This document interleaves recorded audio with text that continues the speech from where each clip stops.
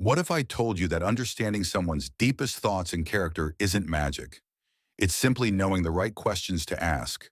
For centuries, wise observers of human nature have known the secret.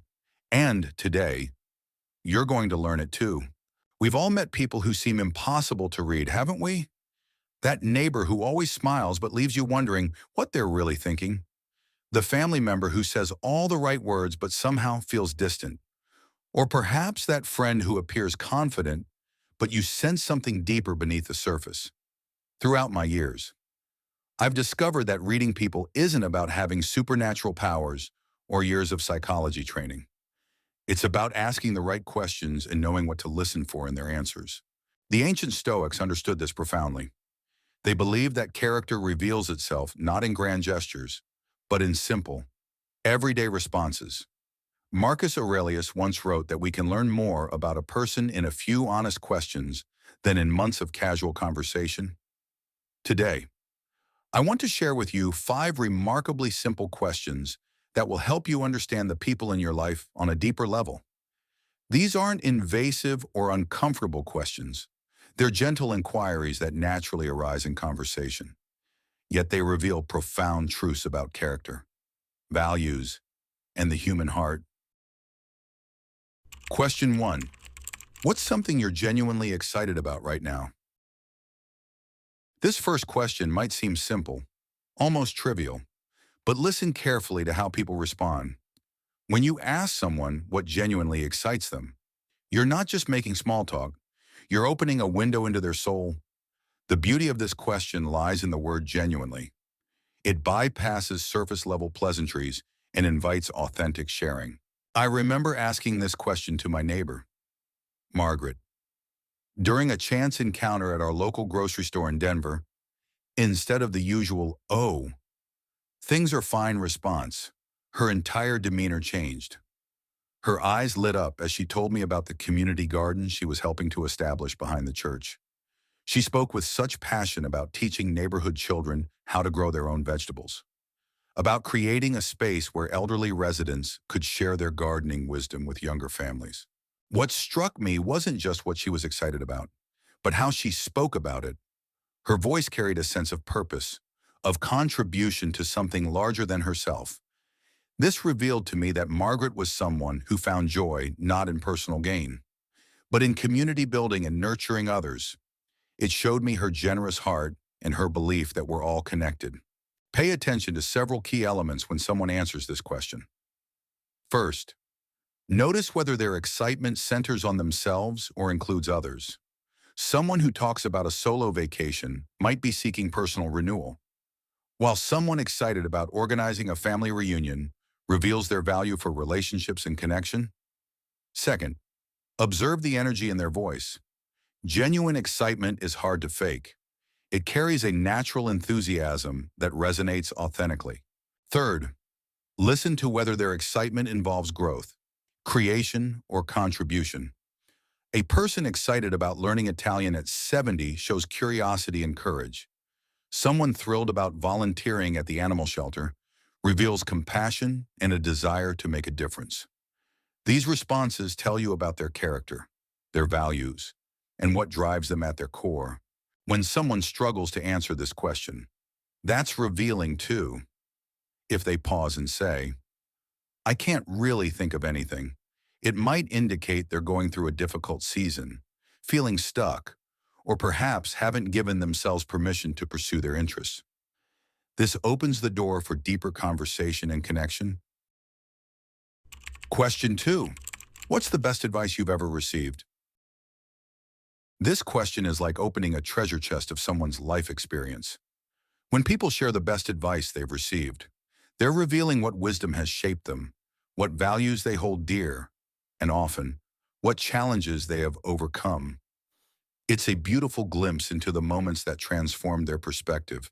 I once posed this question to Robert, a retired teacher I met during a weekend visit to Savannah. He paused thoughtfully, then smiled.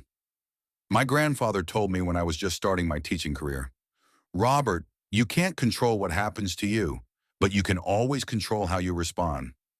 That advice carried me through 35 years in the classroom, through my divorce, through raising my kids as a single father, and through caring for my aging parents. What made this response so revealing wasn't just the advice itself, but how Robert connected it to his life experiences. It showed me he was someone who took responsibility for his choices, who had faced significant challenges with resilience, and who valued the wisdom passed down through generations. It revealed his character as someone who doesn't see himself as a victim of circumstances, but as an active participant in shaping his response to life's ups and downs. Listen carefully to not just the advice they share, but who gave it to them. Advice from parents often reveals family values and the importance of those relationships. Wisdom from teachers, coaches, or mentors shows they value learning and guidance from others. Advice from children or younger people demonstrates humility and openness to learning from unexpected sources. Also notice how they have applied this advice in their lives. Someone who shares advice but can't give examples of how it helped them might be someone who collects wisdom but struggles with implementation. However, someone who can tell you specific instances where the advice made a difference shows they're reflective and purposeful about personal growth. Sometimes people will say they can't think of any particularly good advice they've received. This might indicate several things. They might be very self-reliant, possibly to a fault. They might have had limited access to mentors or wise counsel, or they might simply not be reflective about the guidance they've received over the years. Question 3. What's something most people don't know about you? This question is where conversations often take a beautiful, unexpected turn. It's an invitation for someone to share something meaningful, something that reveals the depth beneath their everyday persona. The key word here is most people, because it acknowledges that we all have layers, and it gives them permission to share something special with you.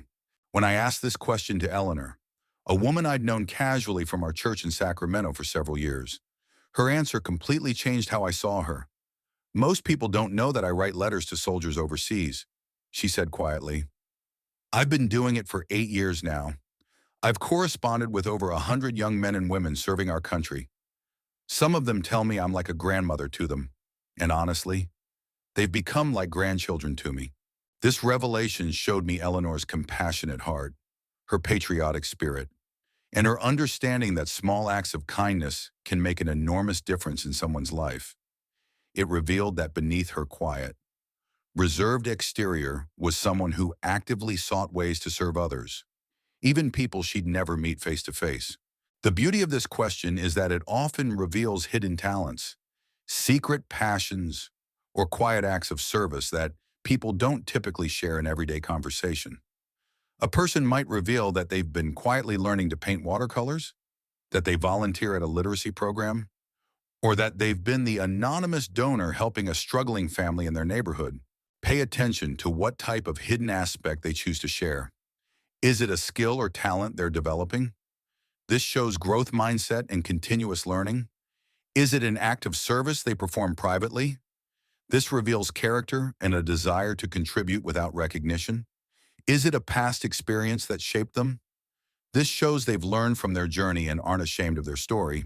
The way they share this information is also telling. Some people will share with obvious pride and joy. Others might be more hesitant, as if they're not sure their hidden aspect is worth mentioning. This can tell you about their self-confidence and how they view their own worth and contributions. Question 4. When you were a child, what did you want to be when you grew up?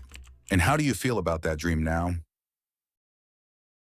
This question opens a doorway to someone's younger self, their dreams, and how they've made peace with the journey their life actually took. It's fascinating because it reveals not just past dreams, but current perspective. Wisdom gained, and sometimes dreams that still flicker with possibility. I'll never forget asking this question to Thomas, a retired postal worker I met during a community barbecue in Phoenix. His face immediately brightened. I wanted to be a pilot, he said. I used to spend hours watching planes fly overhead, imagining myself in the cockpit, traveling the world. Then his expression grew thoughtful. Life took me in a different direction. Family responsibilities. You know, but you know what? delivering mail for 30 years. I got to know every family on my route. I was there for their celebrations, their sorrows, their everyday lives. I may not have flown planes, but I was a pilot of sorts, navigating the neighborhoods, connecting people to the world through their letters and packages. Thomas's response revealed so much about his character. It showed that he was someone who had learned to find meaning and purpose in whatever work he did, that he could reframe his experience in positive terms, and that he valued human connection above glamorous careers.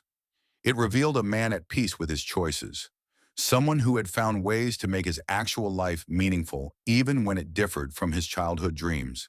Listen for several key elements and responses to this question. First, notice whether they speak with regret or acceptance about their childhood dreams. This tells you about their overall life satisfaction and their ability to find peace with their choices. Second, pay attention to whether they can find connections between their childhood dreams and their actual life path. This shows creativity, resilience, and the ability to find meaning in unexpected places. Some people might say they achieved exactly what they dreamed, which can reveal determination and focus, but also listen for whether they seem fulfilled or if achieving their dream left them wondering what now. Others might share dreams they're still pursuing, showing that they believe it's never too late to grow and change. Occasionally, someone might say they never really had clear childhood dreams, or they can't remember what they wanted to be. This might indicate a practical nature, someone who was focused on present realities rather than future possibilities.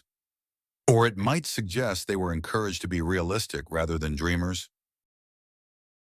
Question 5. What's something you've learned about life that you wish you had known when you were younger?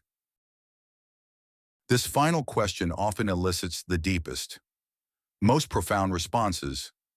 It invites people to share hard-won wisdom, to reflect on their life journey, and to offer guidance that comes from genuine experience. It's like asking someone to distill their life lessons into a single, meaningful insight. When I asked this question to Dorothy, a retired nurse I met at a book club in Charleston, she took a long, thoughtful pause. I wish I had known that most of the things I worried about never actually happened. She said, I spent so much energy anticipating problems, imagining worst-case scenarios, trying to control outcomes. I missed so much joy because I was always preparing for disasters that rarely came. If I could go back, I'd tell my younger self to worry less and trust more, to be present for the beautiful moments instead of always looking ahead to potential troubles. Dorothy's response revealed her wisdom, her self-awareness, and her journey from anxiety to acceptance.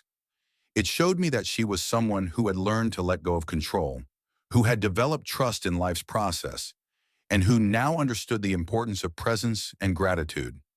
It revealed a woman who had transformed worry into wisdom. The responses to this question often fall into several categories, and each reveals something different about the person's character and life experience. Some people focus on relationships, wishing they had known to prioritize time with loved ones over career advancement or personal achievements. This reveals someone who has learned that connection matters more than accomplishment. Others might focus on self-acceptance, wishing they had known earlier that they were enough just as they were, that they didn't need to constantly strive to prove their worth. This shows someone who has learned to value themselves authentically rather than seeking external validation. Many people wish they had known that failure isn't final, that setbacks are temporary, and that resilience is more important than avoiding difficulty altogether. This reveals someone who has learned to see challenges as growth opportunities rather than threats to their identity. Some folks wish they had known to take more risks, to say yes to opportunities, to travel more, or to express their feelings more openly. This shows someone who has learned that regret over things not done often outweighs regret over things attempted, even if they didn't work out perfectly. Final thoughts. The art of genuine connection. These 5 simple questions have the power to transform casual conversations into meaningful connections.